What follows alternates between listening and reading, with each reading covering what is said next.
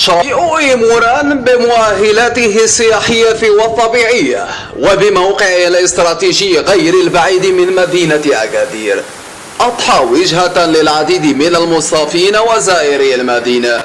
هدوءه ونقاوته نقطة جذب لأفواج جديدة اكتشفت سحره وجماليته فجعلتها إحدى محطاتها الشاطئية المفضلة.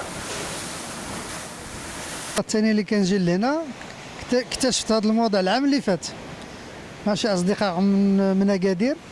جينا لهنايا وتغدينا هنا، وما انا ما كانش عندي ديك الساعه القصبه، هما اللي كانوا جاو كيصيدوا، وقلت لهم العام الجاي ان شاء الله غادي نجيب انا القصبه ديالي ونجي انا. حنا غير هوايه ماشي زعما احتراف ولا شي حاجه، غير كنجيو ندوزوا الوقت ونشوفوا الطبيعه ونشوفوا شويه الشمس وشويه ديال، وكنتغداو هنا نيت في الريستورون هنايا. وزعما الجو ديال شاطئ ايموران كيفاش؟ والجو مخير زعما، غير اليوم شويه كان شويه الحال بارد شويه، سينو زعما الجو مخير والدنيا هادئه وزعما الشاطئ ما بيش، ولكن ما كنعرفوش مزيان زعما. سي لا دوزيام فوا باش كنجي انا لهنايا، ولكن مخير. دابا عندي الشهر حنايا من صفرو نواحي ديال فاس، وجينا لهنا كونجي في اكادير، وجيت ديريكتومون لهنا لموران لحقاش اكتشفتو العام اللي فات.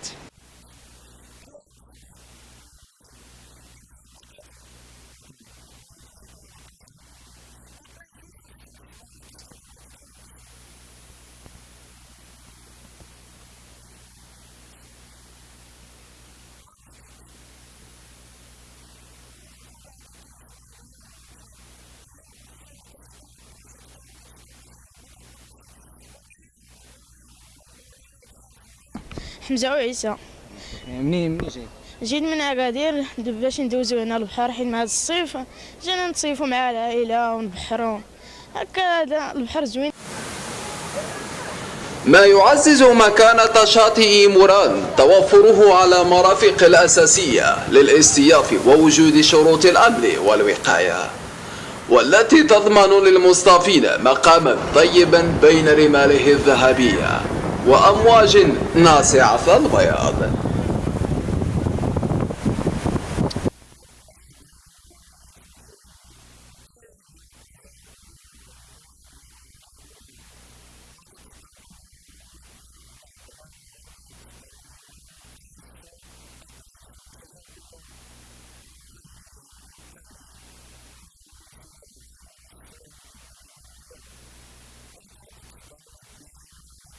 صراحة كي كل صفر تعمر لا بلاجا دي موران ريت عجب شكو قيسا ارتيتاش كان بزاف العائلات محترمات دا إيكا شاطئين نقيين ارتي تحترم بنادم بزاف.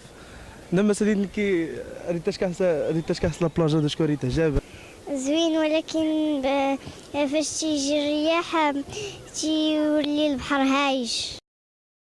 يوما بعد يوم تتنامى مكانة هذا الشاطئ وإعداد الوافدين عليه مكانة للحفاظ وجب صيانة مقومات جمال هذا الشاطئ من لدن المسؤولين. إلا الزنك ومن إلا الزنك ومن أروح يا درنا أروح يا درنا